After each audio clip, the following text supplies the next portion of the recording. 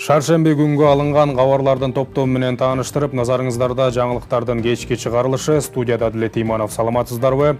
Бул чыгарылышта. Президент Садыр Жапаров Астана шаарында өтүп жаткан регионалдык экологиялык саммиттин пленардык жыйынында сөз сүйлөдү. Өзгөчө кырдаалдар министрлиги шашылыш билдирүү таратып, эртең бүрсүгүнү сел жүрүү коркунучу бар экендигин эскертти. Мамлекеттик сыйлыктардын саны 2 эсе кыскарды. Президент Садыр Жапаров бүгүн Астанада өтүп жаткан регионалдык экологиялык саммиттин пленардык жыйынында сөз сүйлөдү. Мамлекет башчы климаттын өзгөрүшүнө байланыштуу чакырыктардын өлкөлөрдүн жана элдердин туруктуу өнүгүүсүнө жана бакубаттуулугуна тийгизген таасири күчөп жаткан шартта бул саммитти өткөрүү демилгесинин өз убагында жана актуалдуу болгонун баса белгиледи. Президент өз сөзүндө Кыргызстанга дүйнөлүк парник газдарынын чыгындыларынын болгону 0,3% гана туура келет. Бирок биздин өлкө климаттын өзгөрүшүнүн кесепеттерин өтө чоң көлөмдө тартып жатат деп белгиледи. Мисал катары 2020 жылдан бери өзгөчө кырдаалдардын, анын ичинде сел, суу ташкындарынын саны 3 эсеге өскөнүн, жылдык түз материалдык чыгым болжол менен $16 миллион түзгөнүн, Кыргызстанда мөңгүлөрдүн аянты 16%га кыскарганын, божомолдоолорго ылайык 2100 жылга чейин Кыргызстан 80%га чейин мөңгүлөрүн жоготушу мүмкүн экенин, ысык көлдүн деңгээли акыркы 10 жылдыктарда дээрлик 14 метрге төмөндөгөнүн, көлгө куйган 100дөн ашуун дарыялардын саны 30га чейин кыскарганын, мөңгүлүү бийик тоолуу өлкөлөрдүн саны 1968 жылдан бери 30%га өскөнү тууралуу айтты. Белгиленгендей, климаттын өзгөрүшү региондо жана дүйнөдө суу ресурстарына жана энергетикага байланыштуу маселелерди огу бетер күчөттү. Президент Кыргызстандын аймагында түзүлгөн суу ресурстарынын жалпы жылдык көлөмү болжол менен 50 миллиард куб метр деп эсептелерин кошумчалады. Ошону менен бирге биздин өлкө өз муктаждыктары үчүн болгону 12 миллиард куб метрге жакын сууну пайдаланат. Ал эми калган 38 миллиард куб метр суу коңшу мамлекеттерге кетет. Биз Кыргызстанда калыптанып жаткан суу ресурстарынын Борбордук Азия өлкөлөрүнүн айыл чарбасы, энергетикалык, азык-түлүк жана социалдык экономикалык коопсуздугун камсыздоо үчүн чоң мааниге ээ экендигин түшүнөбүз. Муну эске алуу менен биз ондогон жылдар бою суу бөлүштүрүүнүн мурдагы лимитин сактап, суу топтоо жана чыгаруу боюнча кызматтарды, гидротехникалык курулуштардын сакталышын жана коопсуздугун, өзгөчө кырдаалдардан коргоону, камсыз кылууну улантып келе жатабыз, деди Садыр Жапаров. Диализ аппаратта жатат экен, ушинтип бөйрөгүнөн пересадка болуш керек экен. Жана ошондой эле көзү көрбөйт экен эженин. Угандар колуңуздардан келишинче жардам берип, айыгып кетишине себепчи болуп калыңыздар. Бул жакта Жумагүл эже 30 жашта, ушул 5 жылдан бери ушул оору менен жабыркайт. Жакта апасы сахарный диабет бар экен, бөйрөгү иштен чыгып ушу диализде, анан көзү дагы көрбөйт. 3 оору менен Алла таала ушундай бир сыноо беришиптир. Биз дагы да кабар алып турабыз. Бул жакта ушинтип эжеке ушул өзүн биле албай жатат. Успокаивающий берип койду азыр, Успокоивающий кол менен жатат да, аппараттан кыйналып атат. Апасы дагы бул жакта ушул кыз үчүн чуркап, көп жылдан бери ушу кыздын аркасында больница менен кыдырып ушул жакта жүргөн учуру. Операцияга $22 000 сурап атышыптыр врачтар. Чет өлкөдө болот экен, Турцияда же болбосо Индияда, 2 өлкөнүн бирөөсүндө болот. Колуңуздардан келишинче ушул каражат сиздер үчүн, эми көпчүлүк үчүн аз эле каражат, 200 сомдон 100 сомдон салып отуруп, биз эле ушул каражат чогулуп кетет деген үмүттөбүз.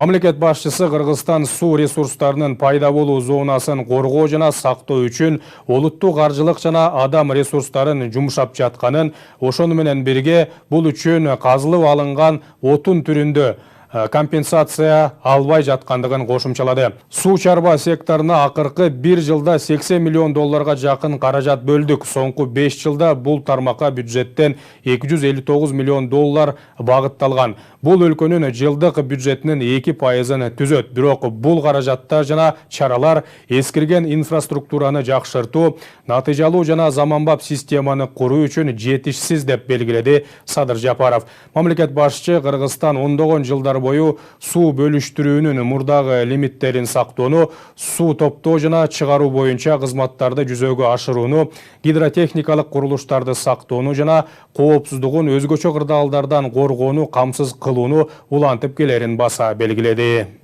Ошондой эле президент Астанада өтүп жаткан Экспо эл аралык көргөзмө борборуна да барды. Ал жактан саммитке келген мамлекет жана өкмөт жетекчилери Казакстандын башчысы Касым-Жомарт Токаев менен жолугуп, андан ары жашыл жана туруктуу технологиялардын эл аралык көргөзмөсү менен таанышты. Анда ар бир өлкө өзүнүн улуттук павильонун сунуштаган. Кыргызстандын павильонунда күн панелдери, жер семирткичтер, электромобилдер үчүн кубаттоочу түзмөктөрдү жана башка көптөгөн продукцияларды чыгарган атамекендик компаниялардын товарлары коюлган.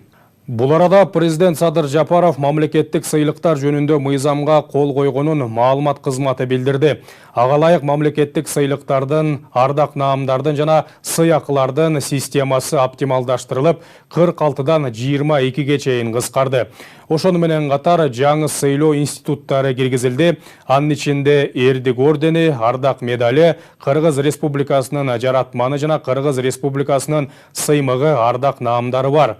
Мурдагы айрым сыйлыктар жана наамдар жоюлуп же бириктирилди. Ошол эле учурда Кыргыз Республикасынын эл мугалими, эл врачы, эл артисти, эл жазуучусу, эл акыны, эл сүрөтчүсү сыяктуу ардак наамдар сакталды.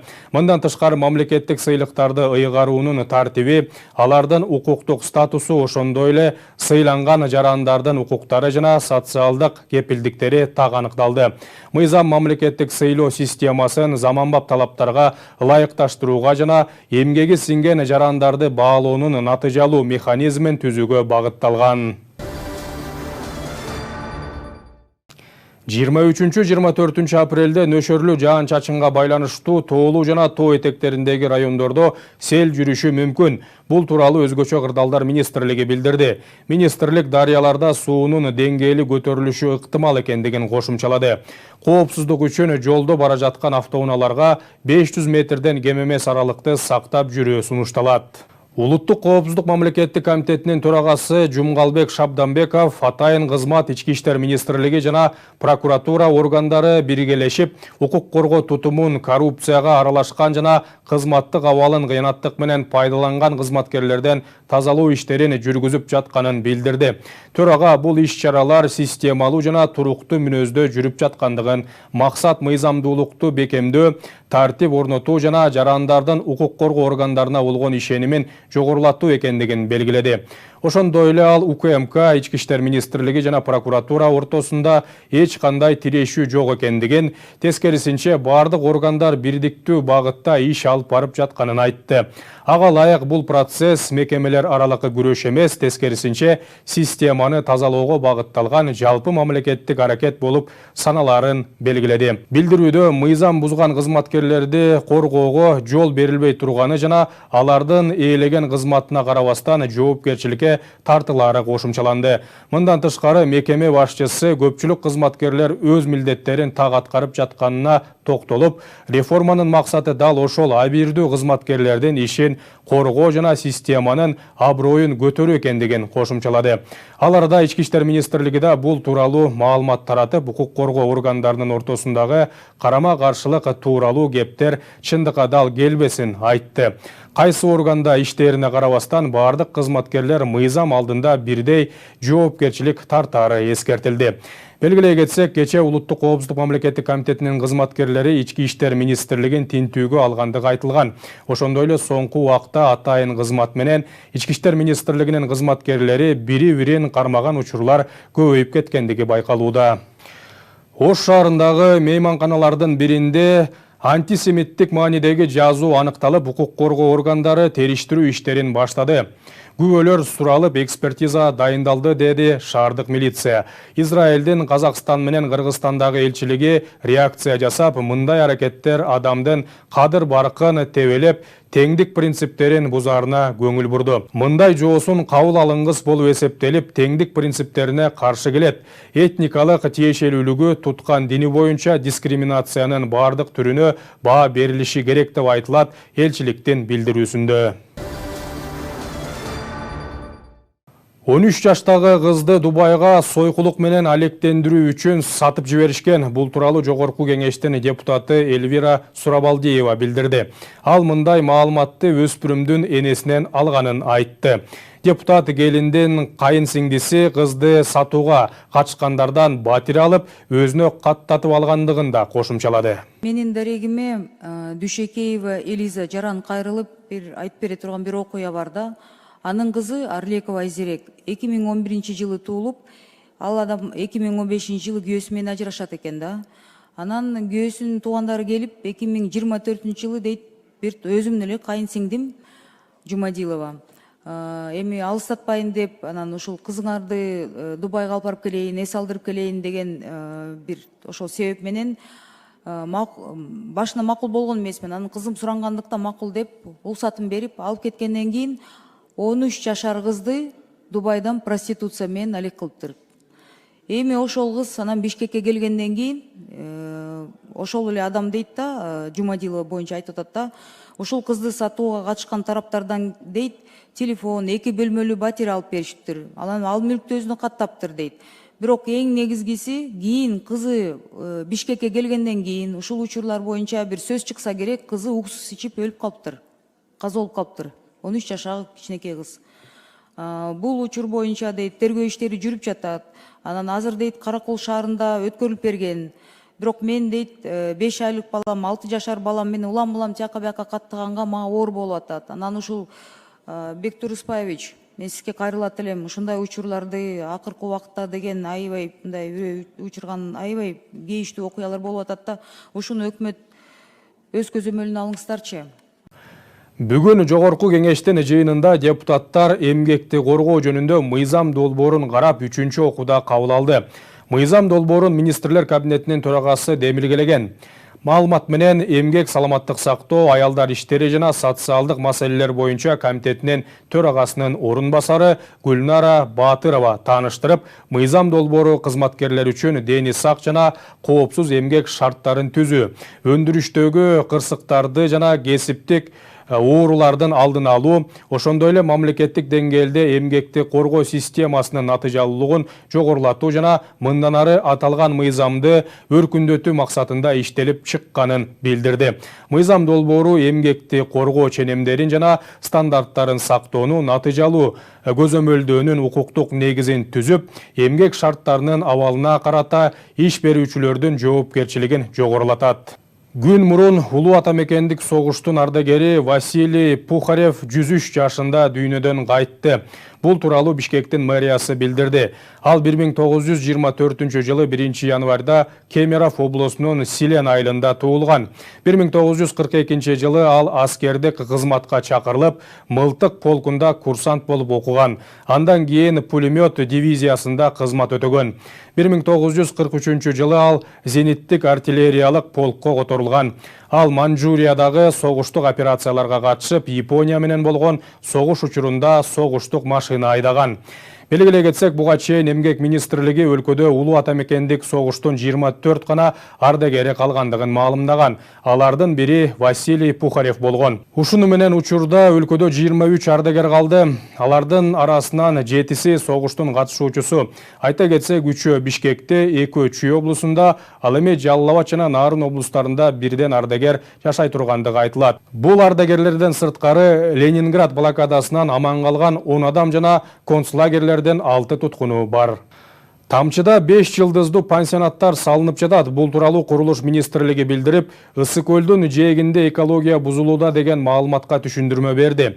Буга чейин блогер Эртай Исқақов Тамчыда курулуш компаниялары көл жээгиндеги экологиялык талаптарды бузуп жаткандыгын билдирип, Мам органдарга видео кайрылуу жолдогон. Министрлик бул боюнча көл жээгиндеги саздак жерлерди бекемдөө максатында грунт төгүлүп жатканын, бул жерде көлдү толтуруу же анын аянтын кеңейтүү пландалбагандыгын билдирди. Колдонулган топурак ошол эле аймактан алынган жана анын үстүнө кошумча кум төшөлөт. Бардык экологиялык талаптар сакталууда. Зыяндуу заттар колдонулган эмес. Аймакта учурда 5 жылдыздуу 3 пансионат курулуп жатат. Иштер тиешелүү уруксат документтеринин негизинде жүргүзүлүүдө, деди министрлик. Мекеме жарандарды такталбаган маалыматтарды таратпоого жана расмий булактарга гана ишенүүгө да чакырды.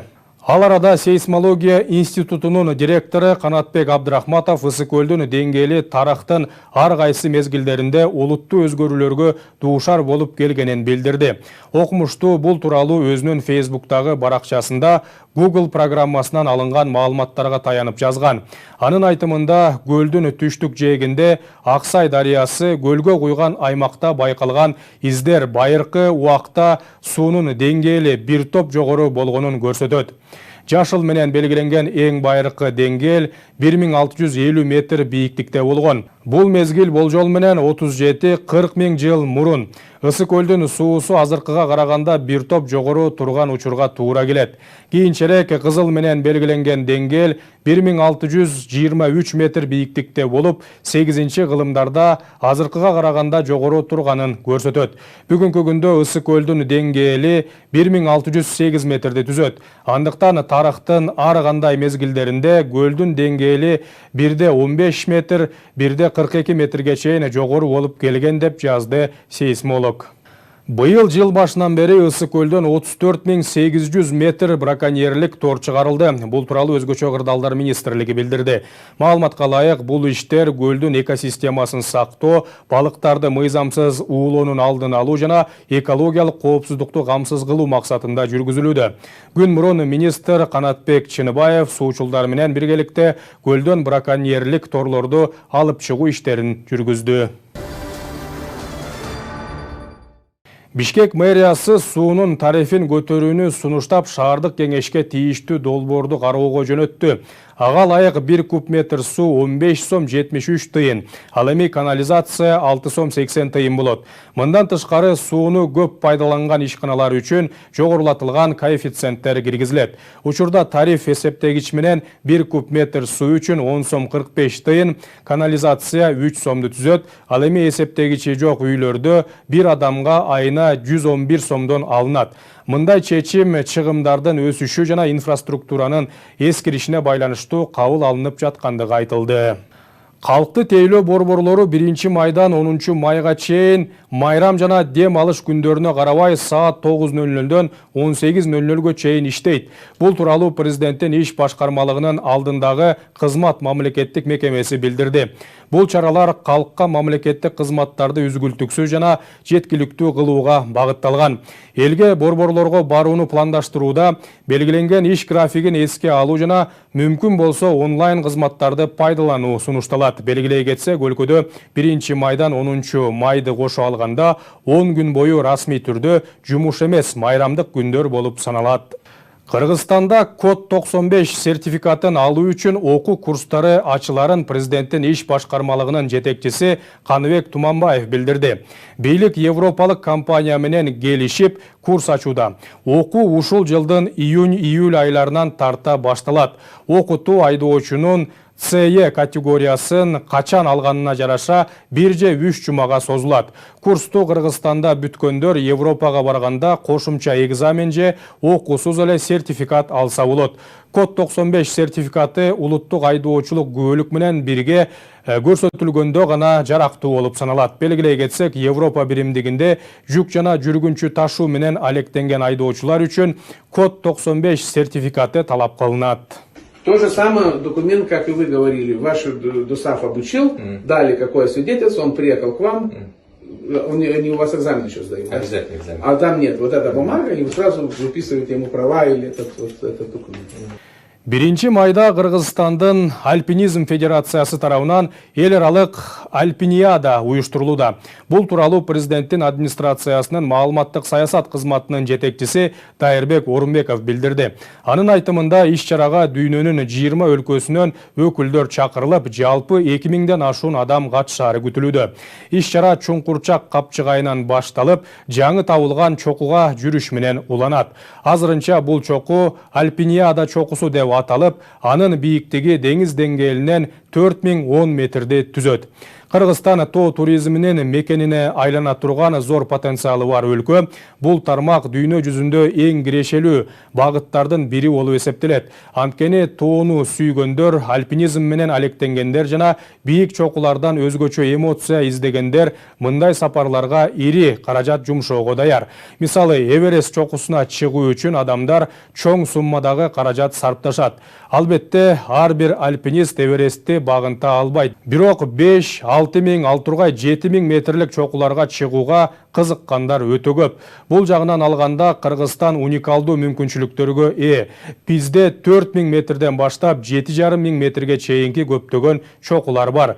Өлкөбүздө тоо туризминин бардык негизги түрлөрүн өнүктүрүүгө шарт бар. Алар хайкинг, трекинг, альпинизм, музга чыгуу, рок клаймбинг, тоодо лыжа менен жүрүү жана экспедициялык туризм деген Орунбеков. Мындан тышкары ал айрым аймактар өзгөчө мааниге ээ экенин белгилеп, аларчадагы Аксай капчыгайын мисал келтирди.